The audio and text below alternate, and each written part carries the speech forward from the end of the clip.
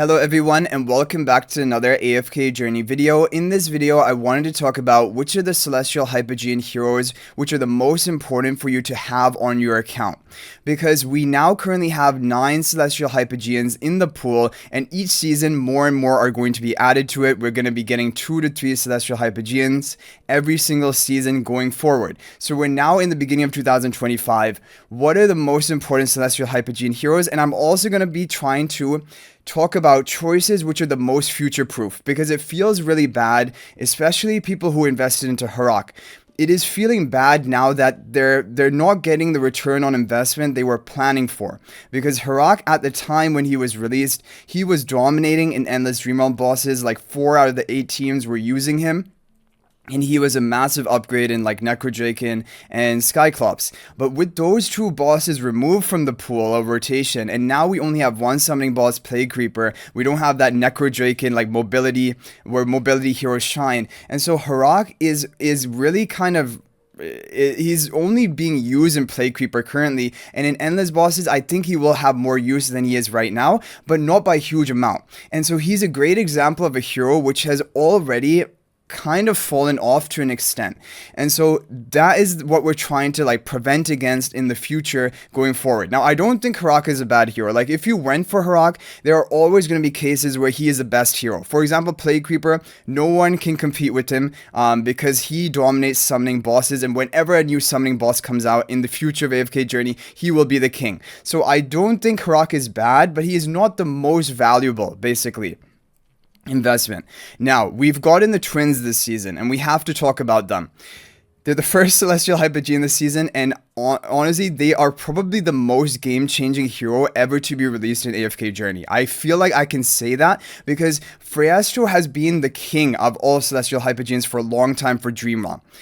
Of course, he's not good in pre-endless bosses, but in endless bosses, no one can rival his damage output because there are 2 basically units on the field dealing HP per second damage, which is really effective in endless of Dream Realm. And Phraesto is going to be great again this season, pretty much no doubt about it.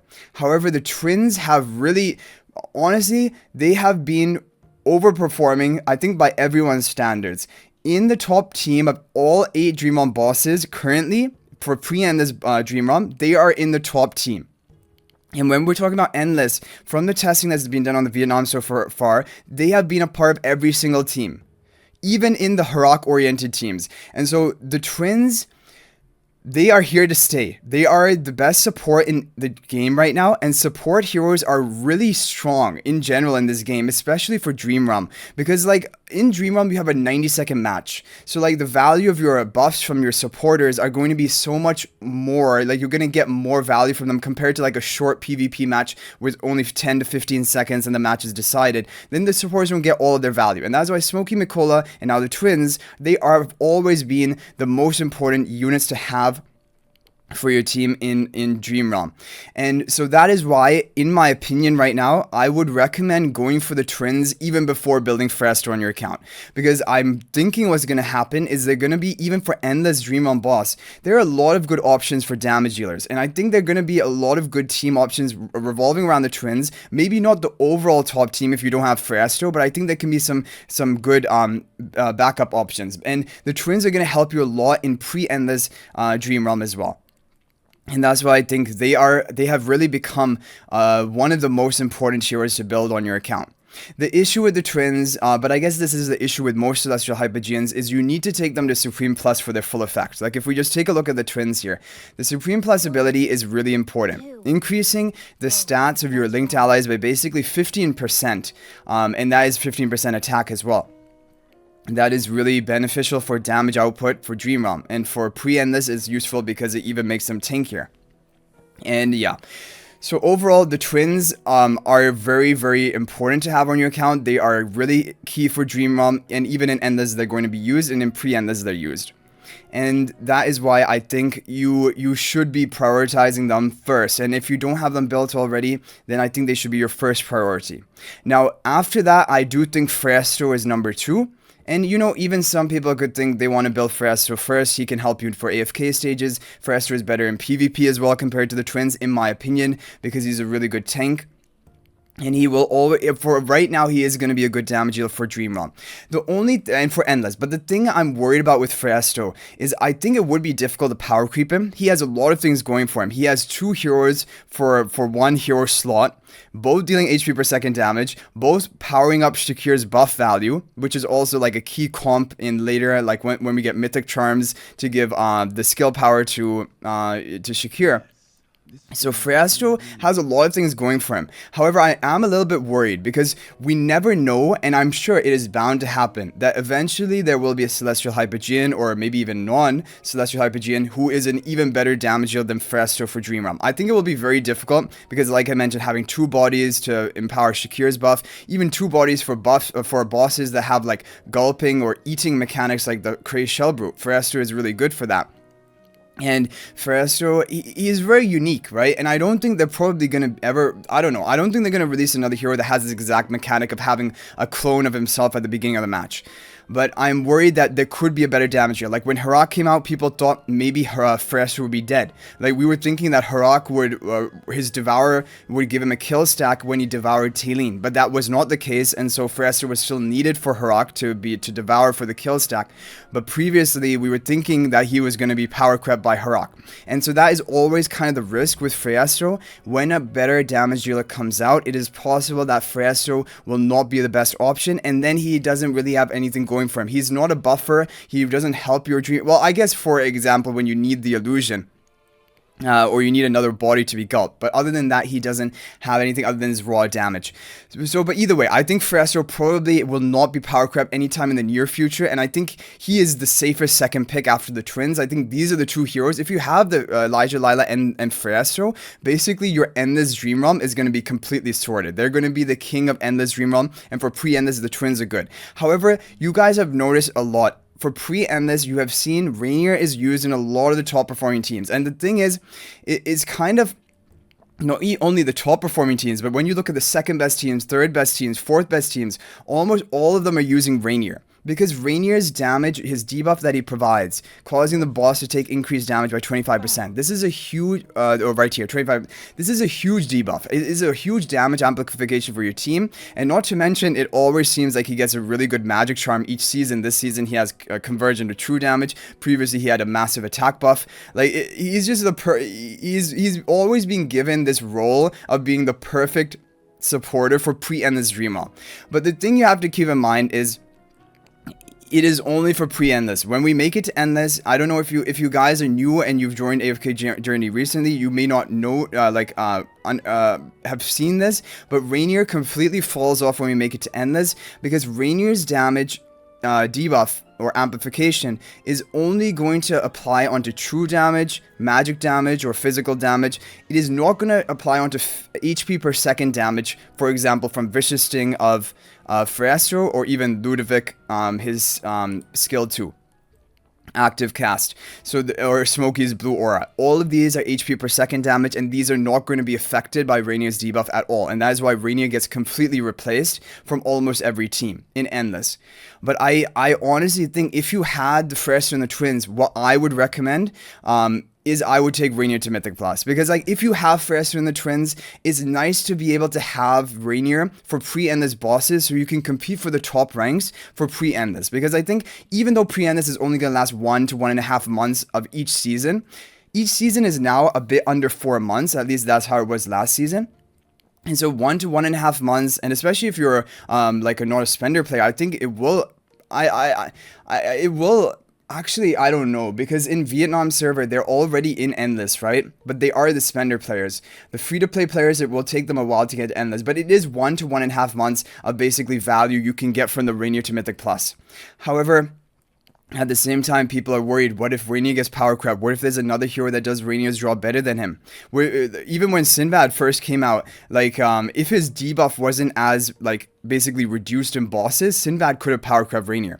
But I don't know, I have a feeling that Reinier is still going to dominate for some time in the future. I feel like he's a bit, like, future-proof, because I don't think they're going to release another hero with like, his exact mechanics of having an even higher like debuff of damage amplification, and I don't think they're going to release a non-celestial hypogean that has that, because then it would just completely power creep Reinier. So I don't know. However, the thing is, Sonya, or if, for example, sometimes Reinier for his debuff, if they introduce a really strong buffer like Sonya, then that can also take the place of Reinier. And like even in a comp that normally needs Reinier, if you use Sonya as a buffer instead, it can make it even more effective. But like in the good comps, you're running Sonya and Reinier together. However, like basically, Reinier can be power crept in two ways. They can have another debuffer to increase the damage taken by the opponent by a higher percentage than Reinier, or they can have a buffer, another buffer to be added who's really like a must-have onto your team formation that can combo with Sonya. And you have Sonya, that other buffer, and the twins,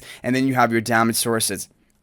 So both of those are ways of power creeping Reinier. So I can understand if you want to pass from Reinier, not take him to Mythic Plus. I think that is a sensible option. But for me, I don't know. I feel really drawn to Mythic Plus Reinier as my third choice, because also you don't have to invest him all the way to Supreme Plus. You only need the 8 copies. And I say only, it's still a lot, but you don't need the full investment, and you're going to get the full value of him for Dream Realm and PvE purposes. And I think he's kind of a staple unit, honestly. He's in a lot of the top teams. And then basically, if you have Phraesto, Twins, and Reinier to Mythic Plus, you're basically sorted. Your Dream Realm is pretty much on lock. You're going to have, maybe you won't be able to run the top team in certain bosses. Like there are some bosses, like I think Crystal Beetle using Talene, there's Plague Creeper using Harak. However, you can run like the third best team or the fourth best team or second best team even without having Harak or Talene. So that is why I think Harak and Talene, they're kind of luxury heroes. However, if you had to pick a hero up next, this is really difficult. I would honestly choose Talene. After Reinier to Mythic Plus, I would choose Talene. I think that Talene is going to be, I don't know, both Harak in a way, because like I mentioned, in summoning mechanic bosses or mobility, where you need to have mobility against the enemy boss, Harak is going to dominate. Like no one is going to come close to him. However, it really hurts that Necrodrake and Skyclaws were removed. If those remained in the rotation and Plague Creeper was added, Harak would be like, you would be getting so much value for having Harak on your account. But the problem is, both of those were removed, and we only got Plague Creeper, and Harak is just not shining, and he is not going to be shining a huge amount in this season. But he will be a little bit better in Endless as compared to he is right now. But Talene is a good option for Crystal Beetle, for example. She's good for pre-Endless. She's also good for Plague Creeper. If you don't want to run the Harak team, there's a really good Talene team. And even for Endless, you might be able to run her there. I think the other advantage of Talene is she's really good for PvP. Like, honestly, Talene is much better than Harak in my opinion in PvP because she has the survival in her kit. She is able to revive herself. She has high damage output. She does well.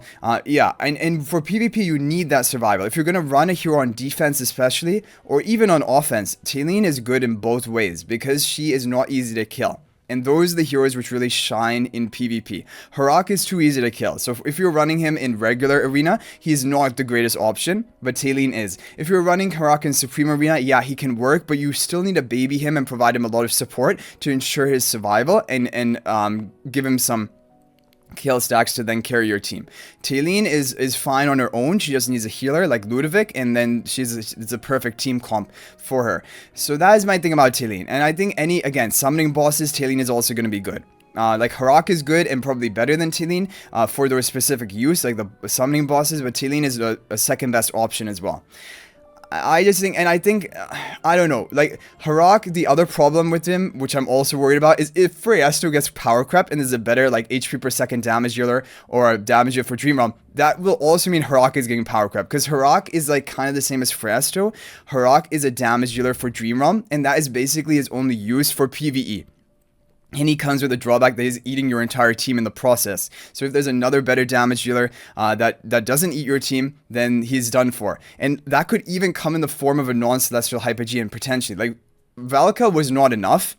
I was thinking maybe Velka would actually be the one to maybe even dethrone Phraesto or Harak to an extent in Endless bosses, but her damage is not there. It's not enough, and Phraesto is still a king, and Harak is still going to be good in his own area. But I think it is possible that in the future there will be a damage dealer that will power creep Harak, because we haven't had a hypogean marksman yet. And imagine a hypogean marksman who's like a HP per second damage dealer. Like, those are really the carries. Odie is the carry for the main factions. Imagine if we got like a Dream Realm oriented marksman, it would be game over. And then like even maybe Phraesto could be power crap. That is the thing, and that is why I worry about Harak, but I think for summoning, like, because of his unique mechanic, I think for summoning bosses and like Relentless Rumble, no one's going to be beating Harak. So he's kind of interesting in that. So basically, if you guys didn't know already, after Talene, I would recommend Harak. If you are able to build another Celestial Hypogean, I would recommend him, but just keep in mind that he is going to be probably fairly easy to power creep, other than in the summoning bosses or mobility oriented bosses or Relentless Rumble, where he has unique characteristics which allow him to shine. Now, as for the remaining heroes, there are Scarlita, Dionel, Dunlingr, and Berial. These heroes I do not recommend, really, honestly, anyone build up unless you are a very heavy spender. These heroes have completely, like, okay, well, Dunlingr, Dionel, Berial. I'm not even going to talk about Berial. Dunlingr and Dionel, these are PvP heroes, very niche. The reason I don't like Dionel is because he's an offense hero. If you're running him on defense, he's susceptible to being... It's just like the Harak problem. You need to baby him, and even after that, he can still be nuked. Like, there are a lot of ways of dealing with Dionel. Of course, yeah, I mean, if the opponent isn't as upgraded as you, or they can't come up with a damage to burst through your Dionel, then you're gonna shred through them with Dionel and Dunlingr, even on defense. But overall, it isn't the strongest of options, and again, I don't know. I do not like alt-dependent heroes for PvP who don't have built-in survival in their kit, and that is basically Dionel.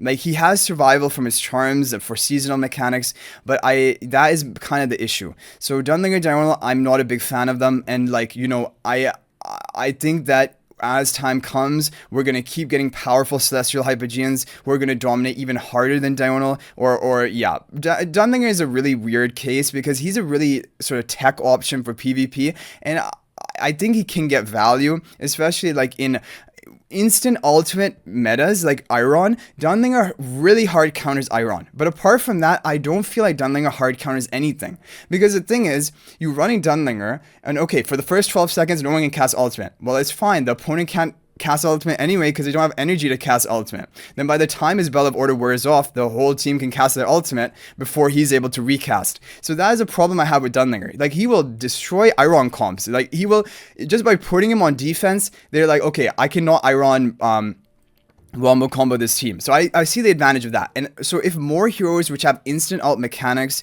that are really impactful come out into the game for PvP, Dunlingr is going to get even, his value is going to rise, right? But currently he has issues. And then if Lily May couldn't interrupt through Dunlingr Bell of Order, I would honestly think Dunlingr would be a meta PvP here, or like top tier. But the problem is Lily May can also interrupt him. So like, even though you have your one protected ally, the point just has to bring Lily May, and you're not going to be able to cast your ultimate anyway. So it feels really awkward with Dunlingr, and that is why I feel like that those are the drawbacks for him, right? And like, if there are other heroes like Iron that come out with instant ultimate, then yeah, he can be crazy. But right now, it's only Iron counter that he does really hard. Okay, now Scarlita. Scarlita she's just not good enough. She is too meh of a hero because her shielding is only on one ally. It is neither here or there. It increases the tankiness slightly of one of your allies, but she's not doing anything until she descends. And then when she does descend, she needs to charge up energy. She has to be able to cast her ultimate, which she can be interrupted. And even then, the opponents have to be at low enough HP ratio that she will be able to combo and wipe them off the board.